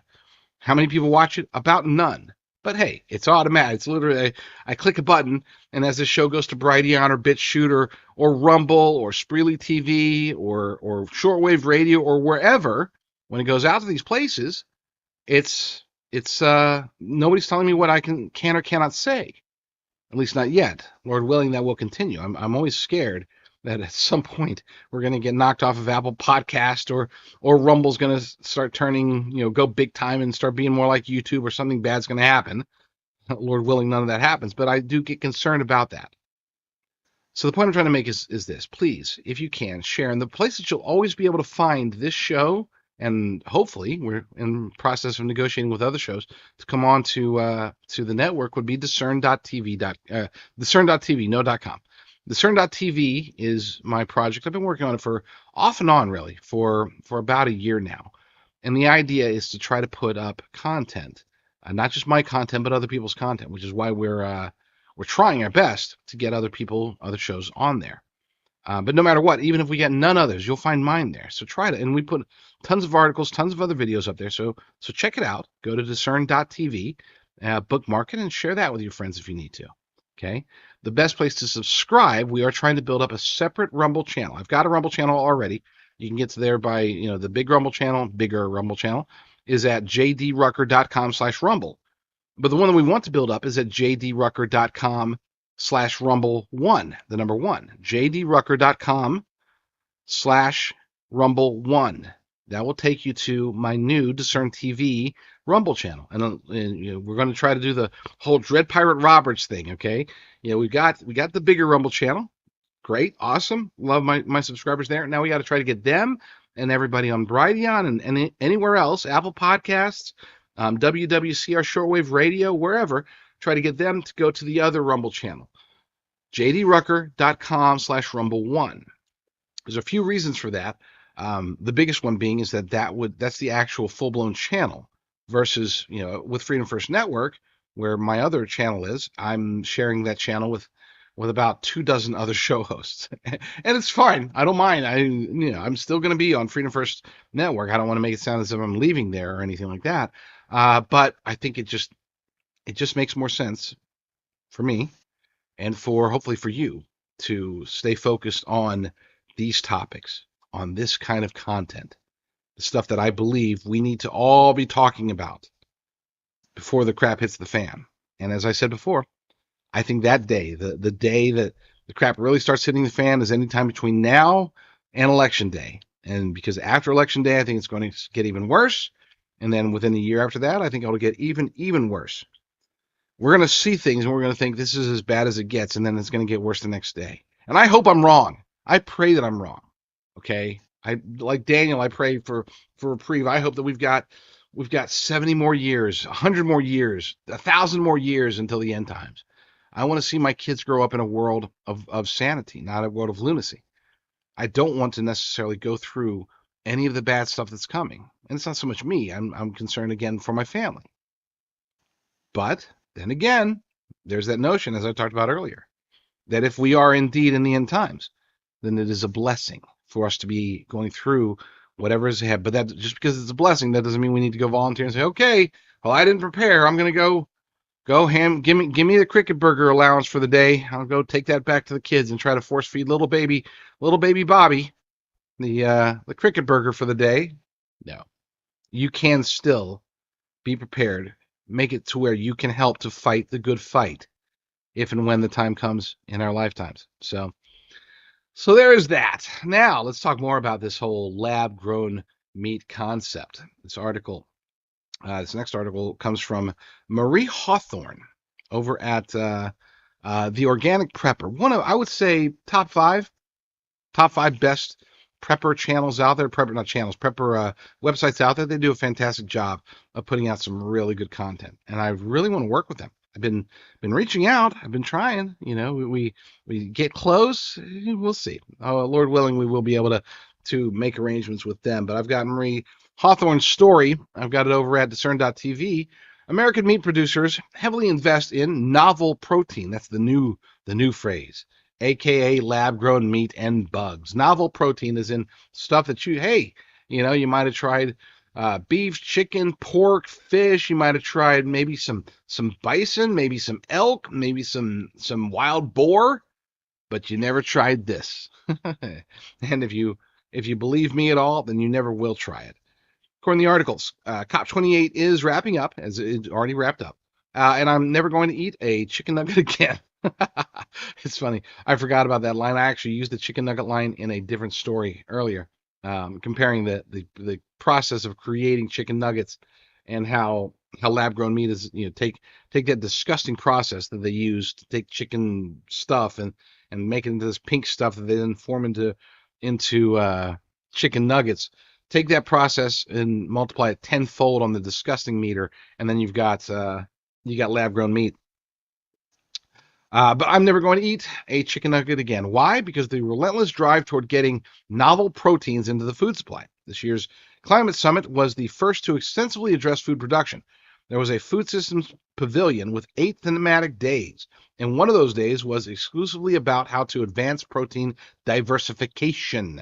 There's that word there, favorite word there. In other words, how to get people to eat stuff they don't want to. Well said. The publishing industry is getting into this too. You can find dozens of books that have been recently brought to market earnestly promoting insects as food to save the planet. These are not to be outdone by books swearing that lab-grown meat will revolutionize food.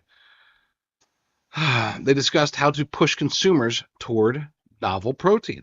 Discussions highlighted innovations in Israel, Brazil, Singapore, Denmark, and the Netherlands, all countries that have pioneered research in either insect farming or cultured meat. The folks at the Climate Summit discovered, quote, how we can they discussed, quote, how we can push others toward the tipping point in meat protein diversification. One discussion focused on circular agri-food and biomass. Circular agri-food sounds high-tech, but really boils down to waste processing. For example, a farm may be perfectly circular if livestock exclusively consumes vegetation on the farm. Their poop is spread around the pastures. They get processed on farm, and the waste materials are buried, fed to dogs, or otherwise kept on the property. 200 years ago, most farms were circular agri-food systems. That doesn't sound too bad. So, are they promoting the traditional closed-loop, local farming, independently operated farms? No, not quite. This discussion was chaired by an expert in waste management and a representative of an innovative food processing company, not managers of closed-loop farms. In fact, if you live in a wealthy country, these people may see your local farm as the problem, not the solution. Speakers at COP28 summits blamed overconsumption in wealthy countries for food instability in poorer ones. This is a gross simplification of an incredibly complex set of problems. Overconsumption of food isn't just a rich people problem, it's the opposite. For starters, overconsumption of food is not necessarily related to overall wealth. You don't see overweight people walking around elite enclaves like Malibu or Aspen. They're in the poorest parts of the major cities and throughout rural America. I spent much of my childhood in a low-income household. People at the bottom of the socioeconomic food chain are not overconsuming pasture steaks and Kerrygold butter. They are overconsuming stuff like their SNAP benefits pay for at Dollar Tree, foods like Doritos and Mountain Dew. These foods are artificially cheap because they are made of processed corn, which is heavily subsidized by the government. U.S. Agriculture Secretary Tom Vilsack is aware of this. He was less militant about eliminating meat from American diets than his European counterparts. His talk during Food Day emphasized less food wastage rather than eliminating meat and dairy. However, the Intergovernmental Panel on Climate Change insists that affluent Westerners need to reduce meat and dairy consumption by 35 to 50% to achieve climate goals. Climate change is being blamed for food shortages in developing countries. However, you cannot ignore the role distribution problems play. These might be related to war or to internal problems such as corruption. They are not necessarily affected by the actions of wealthier countries. Solving the problem of low income, overweight Americans would involve massive cultural changes. It would involve fixing the subsidy system that makes junk food so cheap. It would involve a huge push to reintroduce home economics classes, empowering people to prepare their own food. And it would involve a change in cultural expectations. When working multiple part-time jobs is the norm, it's really hard to find time to prepare healthy meals. And I'll slightly disagree with that. I mean, listen, it's one of those things. Okay, I won't disagree. I will say yes, it is harder to find time. Okay, and you're talking about somebody who, if I wasn't married to the greatest cook in the world, if I wasn't blessed with the ability to not have her go to work away from the home, what she does at home is incredible, far more work than I do. But if I didn't, if that wasn't the case, then yes, we would probably have a difficult time finding time to be able to go to the grocery store to pick out the right foods, to be selective with where we're sourcing our foods, and to then properly cook it all. I know that there are real challenges that real people are facing every day, whether it's financial, whether it's time, whether it's a combination of the two. Maybe it's access. Maybe you just don't have access to the right foods. I would strongly suggest, and I've said this for different reasons in the past, but for the sake of food itself, I would strongly suggest, if you have the means, or if you can acquire the means, do whatever you can to get out of the cities. Now, a lot of times people will say, "Oh, wasn't that counterproductive? Don't you think that in a city you have more access to more grocery stores, there's more Whole Foods, more Sprouts Markets, more Trader Joe's or whatever?" And that may be true, but in the future, when the crap starts hitting the fan, these cities that are now have an abundance of certain foods, even high quality foods within these high quality grocery stores, we're seeing them shutting down, especially if you live in a leftist city. We're seeing them change hands. We're seeing different cities across our nation and throughout Canada as well that are talking about government run grocery stores in the cities. Why? Because of high crime, because of high prices, because they want to control food inflation. They're trying anything they can to make it to where these cities are able to have control over the food supply. Notice I didn't say they're trying everything they can to make it easier for the people in the cities to buy the food. That's not the end goal. The end goal is control, and they see an opportunity here to be able to take control of people, take control of people in the city. So what is the advantage of moving out to rural areas, even away from the suburbs if possible? Well, number one, pick places where you have access to multiple, at least one, but preferably multiple farms. Farmers markets are the best place to get your food, period. Okay? And local ranches, best place to get your meats. You should be able to, if the crap really does hit the fan to the point that there's essentially martial law across the country, and there's roving marauders trying to take things from people, then you should be prepared for all that. I'm not trying to scare you folks. I'm just telling you that is a possibility, especially if you live in the cities. But even if you live out in rural areas, you have to be prepared. You have to have firearms, period. Make sure that you're going to a place that's not going to arrest you for owning or try to register you for owning certain types of firearms. But you have to be able to defend your property, defend your family, defend yourself, and defend your supplies, especially if you're in a rural area. Again, today that's not so much the case, but in the future, if there is this collapse of some sort, then you don't want to be isolated and face those marauders. That's for sure. Make friends with the locals. If you can have a local infrastructure, one where where you can get your food, where the food is grown, where you can get your beef, your chicken, your fish, whatever. Preferably, hopefully, you can find a place where you have access to fresh water with fish. Okay?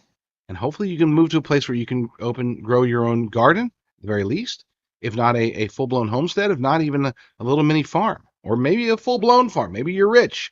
Maybe you can just, instead of the Chinese Communist Party and the Canadians buying all the farmland, maybe you can buy some farmland from a farmer who's ready to to pack it up or move along or whatever. We need this. I'm not just telling you this to give you advice. We need more people to do this for the sake of everybody else. In other words, we need allies.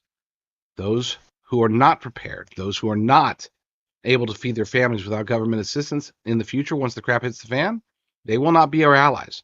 They will be beholden. They will not risk losing their families, letting their families starve, letting themselves starve for the sake of patriotism or freedom.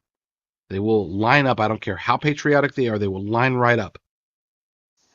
So I want as many people as possible to be independent, to be self-reliant, to be able to work within a local network of like-minded individuals, or even to be able to work alone, to be completely self-sufficient. It's hard, and it's not for everybody, but maybe it's for you. Maybe you should check it out. And don't forget the meds. Don't forget your Bibles. Don't forget your water. I want to make sure we have everything. Don't forget your energy supplies. Off-grid is the best way to possibly go. I said it before. I'll say it probably a million times again. With that said, let me go ahead and speaking of meds, let's go to a quick break where you can hear about meds, and then we will be back to finish off today's show.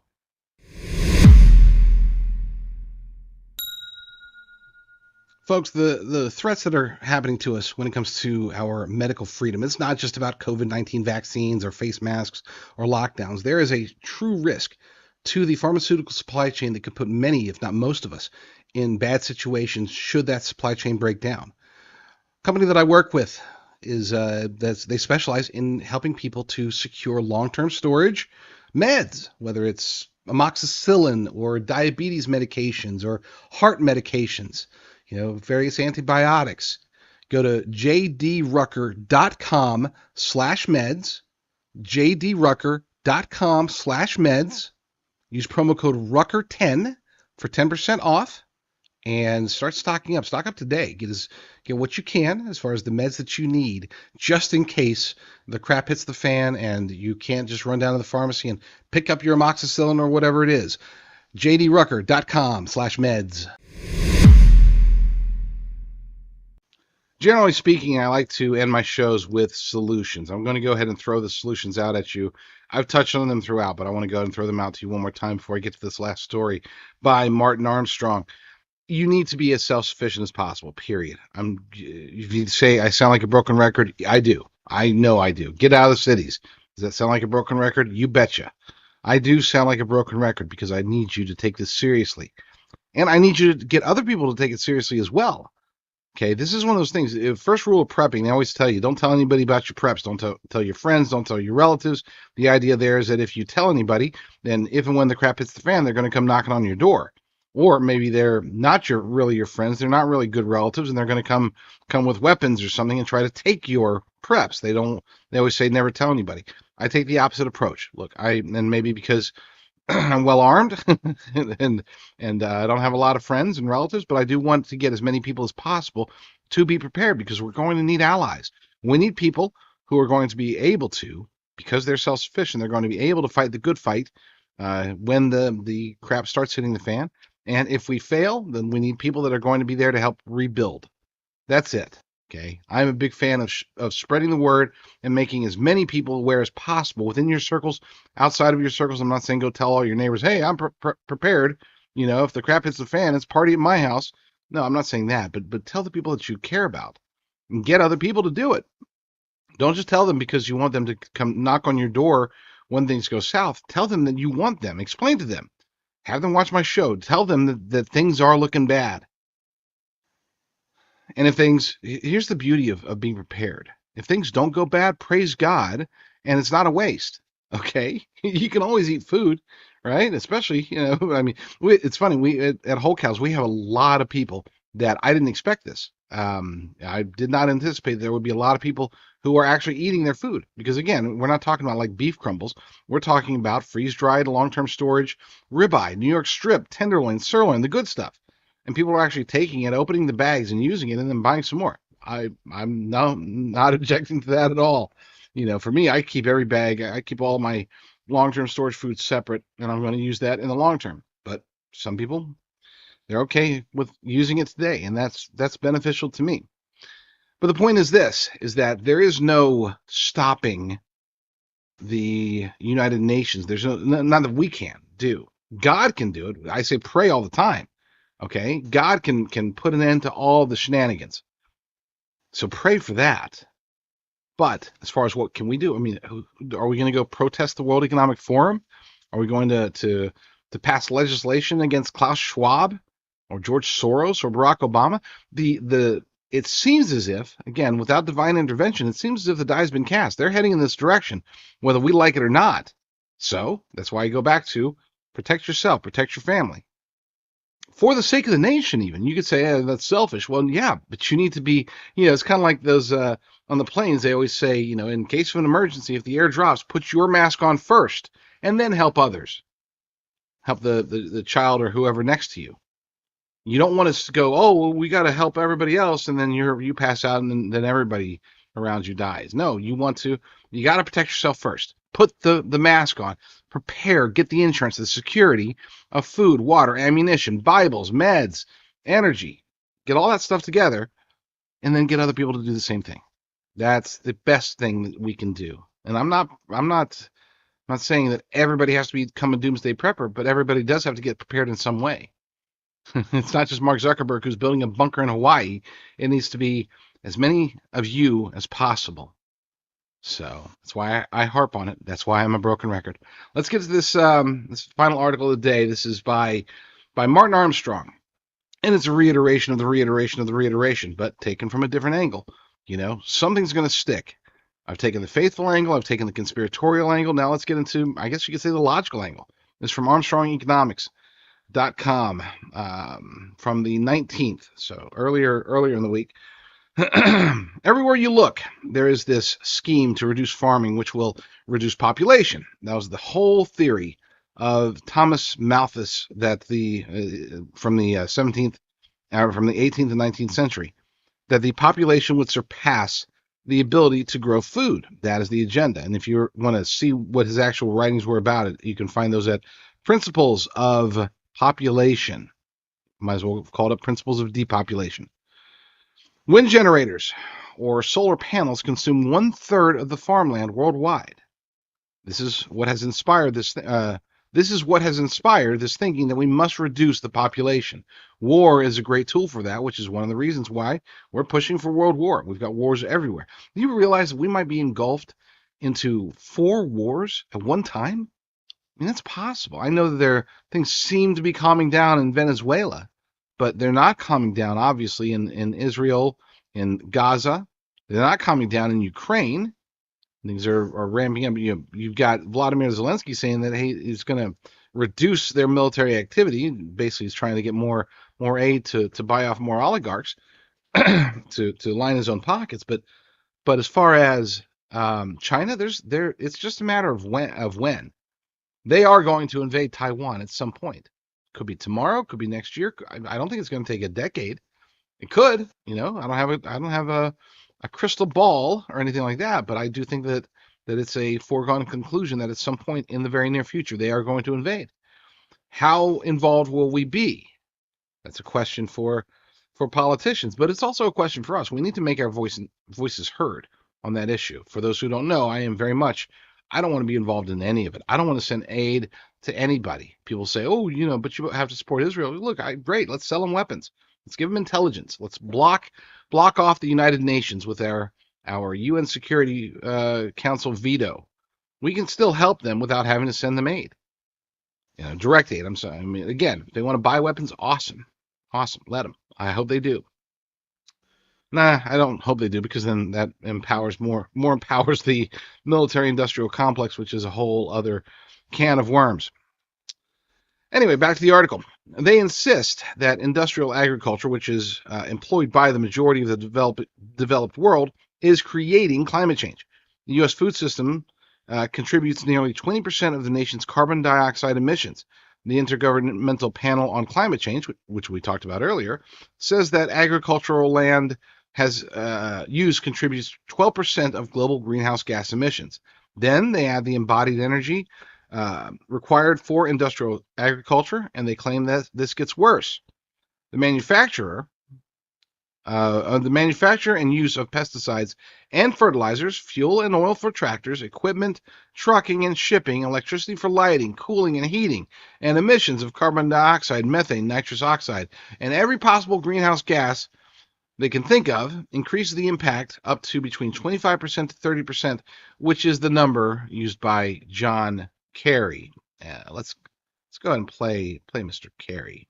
Agriculture contributes about 33% of all the emissions of the world, depending a little bit on how you count it, but it's anywhere from 26 to 33. And we can't get to net zero. We don't get this job done unless agriculture is front and center as part of the solution. But with a growing population on the planet, we just crossed the threshold of 8 billion fellow citizens around the world. We just crossed that in this last year. Emissions from the food system alone are projected to cause another 0.5 degree of warming by mid-century on the current course that we are today. A 2-degree future could result in an additional 600 million people not getting enough to eat. And you just can't continue to both warm the planet while also expecting to feed it. Doesn't work. So we have to reduce emissions from the food system to keep the 1.5 degrees alive. Why do we have to keep 1.5 degrees alive? Because scientists, as a basis of physics and mathematics, not ideology and politics or party labels or anything else, as a matter of physics and mathematics and some biology and chemistry have told us these are the consequences. And we already see it happening. And almost everything they've predicted for 30 plus years now is coming true, but the problem is it's coming true faster and bigger than was in fact predicted. Oh, they really do hate us, and they think we're stupid. On top of all that, they hate us, and they think we're stupid, and they probably hate us because they think we're stupid. Who knows? Maybe they just hate us because we exist, but Anyway, in other words, they want to reduce agriculture, shipping, refrigeration, air conditions, and turn off heat in the winter and reduce the population by 30 to 40%. And maybe they would be satisfied. And I disagree on that. I don't think they want 30. I think they want it down. Just using their numbers, they want it down about 80, 90%. So, maybe less than that. 93%, I guess, would get us down to about half a billion people. That's what they said in the Club of Rome back in the 60s and 70s. Maybe that's what they used to say on the Georgia Guidestones that are no longer there, apparently. Crazy. They get to impose their tyrannical policies with absolutely zero evidence to support their theory because they ignore that natural cycles have existed for millions of years.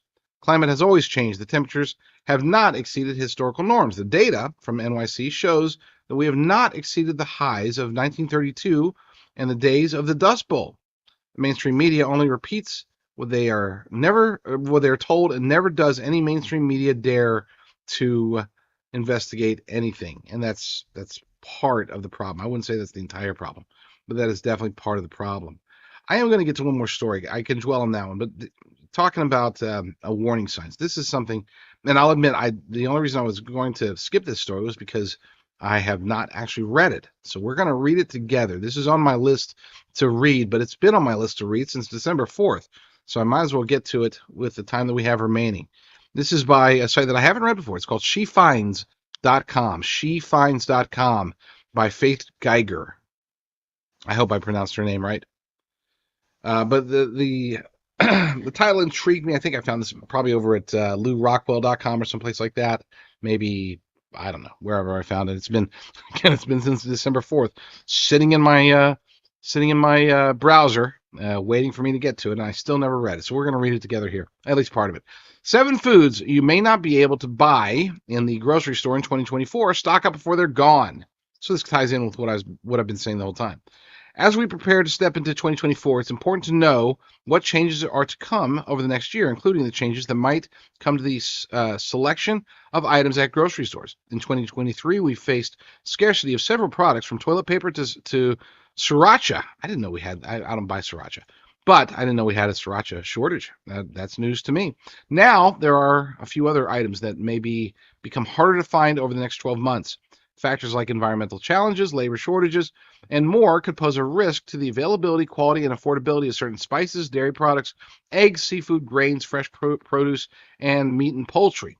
I guess that's the whole list, right? That's 7, isn't it? Yeah. Okay. We don't have to read any more, do we? No, we should. Here's a closer look at the challenges each category is facing and some alternative options for savvy shoppers. Spices. We're going to skip that. And I want to be clear. Spices are very important. They really are. Okay. I don't want to skip that because I'm saying that you shouldn't pack spices. It's because that's pretty simple. There are health benefits to them. Spices are great for you. Some of them are. Some of them are definitely not. But if you are going to get into preparedness, survival, prepping, whatever you want to call it, then there are very easy ways to store spices. You can get these little containers that are way too expensive. I say just make your own. It's pretty easy, and I'll cover that topic another day. But I'm going to skip that one for the sake of time because there's more important products to talk about. Dairy products. That's important. We need those. And not just pea milk because that's not dairy. Many people keep their fridge stocked with dairy products like milk, cheese, and butter at all times. However, the unfortunate truth is that you may run into the issue of limited availability and higher prices of these items in 2024. These issues stem from a few complications, including the escalating feed costs for cows caused by grain growth issues. Additionally, labor shortages and extreme weather events such as floods, droughts, and heat waves further stress dairy production. Yikes! It might just be time to embrace plant-based milk alternatives like almond, soy, and oat milk. Presents, learning to read, a sustainable and nutritious substitute. I'm going to just, like I said, I didn't read this article. We're going in blind. I'm going to disagree there. You can store long-term storage both milk and definitely cheese and even butter. Okay, there's this nasty rumor that you can't store those items because fat is so hard to store, and that's true. But if you have them freeze dried, okay, and you seal them up properly, I've got plenty, too many actually. Number 10 cans of long-term storage butter. They have a 10-year shelf life. It's not as long as most freeze-dried foods because it is a fat, and fat goes rancid pretty quickly. But 10 years is enough. And here's the thing. As much as I always say protein, you got to have protein, because that's going to be what they're attacking. It's clearly what they're attacking. And as far as the food supply goes, if things do go very, very south, and let's say that you're stuck bugging in for years at a time, it's the oils that you'll run out of first. Okay, even if you keep your oils sealed, let's say you've got plenty of olive oil, which I would recommend having plenty of olive oil. Even if you have them perfectly wrapped, you do everything you can to keep all the critters and all the sunlight and all the heat away from them. You still only have, two, I think it goes, don't quote me on this one because it's been a long time since I investigated, but it's somewhere between 18 months and 3 years, I think, is the max that you can get out of that. It might be less than that. But, bottom line is that if you can get long-term storage butter and long-term storage milk and long-term storage cheese, that won't just help you with obviously the calcium and the protein, but also the necessary fats, because you have to have fats. Okay, you do. This whole rumor that fats are super, super bad for you. There are fats that are definitely bad for you, as we mentioned before. But animal-based fats like these are generally not. I'm not saying that as a nutritionist. Don't quote me on that and say, oh, Rucker said go eat as much beef fat as you can get tallow and just drink it. No, I'm not saying that. I'm just saying that you shouldn't fear animal fats the way that they try to make us. Eggs. Number 3, eggs. You may remember that egg prices reached an all-time high earlier in 2023, and while we may be recovering from that fiasco, there are still a few issues present that could keep prices high and availability low. Challenges that could contribute to egg scarcity in 2024, avian flu outbreaks, which we talked about, yada, yada, yada. Best solution, and this is one of those things where I consider this to be truly one of God's great gifts to mankind, and that is chickens. Okay? Chickens turn the ground into protein, into delicious eggs, if you can get out of the cities, if you can get out of the suburbs, if you can get to the point where you can raise chickens My gosh, that's the best thing you can do. And my aunt, she raises chickens. She's in a suburb, and she raises chickens in the backyard, and the neighbors hate her for it, but she does it anyway, and they have the best eggs. Oh, so scrumptious, so scrumptious, and it doesn't take a whole lot of land. You want to keep your. I'm not suggesting, you know, have inhumane conditions. Make sure you do have enough space for them, enough dirt for them, enough grubs and whatever feed you need to get. But they can live off. They can basically again turn the ground into protein and delicious protein at that, and fat as well. They're miraculous. There's nothing short of miraculous. Chickens are a true gift from God, and take advantage of that. And if not, worst case scenario, you can also buy freeze dried eggs. And we will probably be selling those, by the way, at Whole Cows sometime in 2024. We're still testing it out. I want to make sure that we can get good stuff. And eggs generally have also a shorter shelf life than most other freeze dried foods. I think it's around 8 or 10 years for eggs, egg powder. So, number 4, seafood. As it turns out, there may not be plenty of fish in the sea. Fish isn't only a delicious source of protein, it is also incredible for your health. And I wholeheartedly agree. I love eating salmon. I even get salmon skins because, well, anyway. For this reason, many of us purchase seafood on a regular basis. There are a few issues that could make that more difficult in 2024, though. Overfishing, climate change, yada, yada. Yeah, so I got to stop anytime they start blaming climate change for the reason. It's the other way around.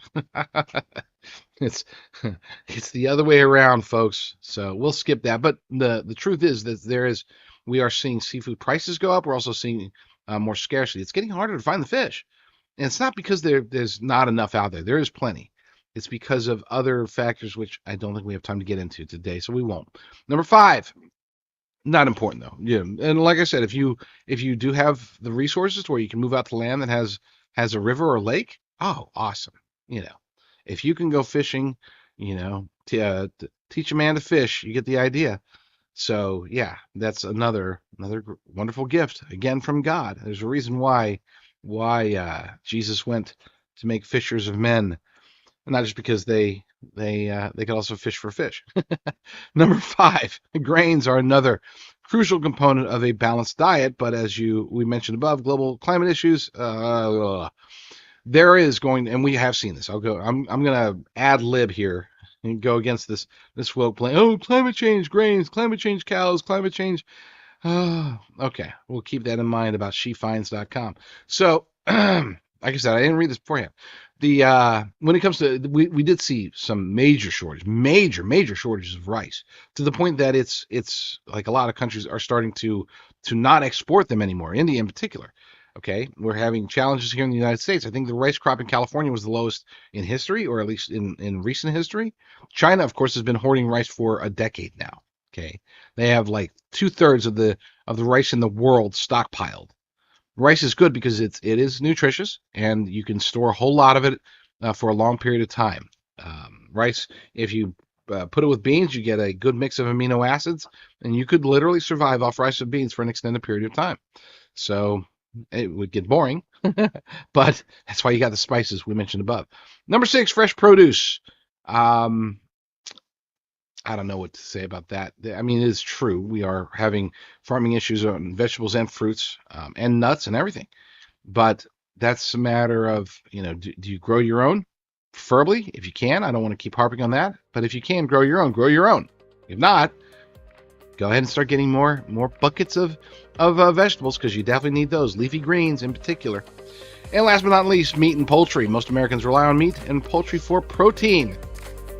And most Americans are not aware that Whole Cows has an unprecedented sale right now. If you go to wholecows.com and use promo code ONETIME25, it's all one word.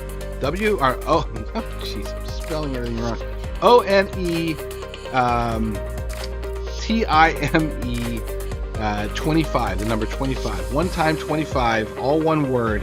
You get 25% off. Gosh, I butchered that one at the end. That's it, folks. Lord willing, I will be back very soon with another episode. But in the meantime, you all stay strong, stay safe, and God bless.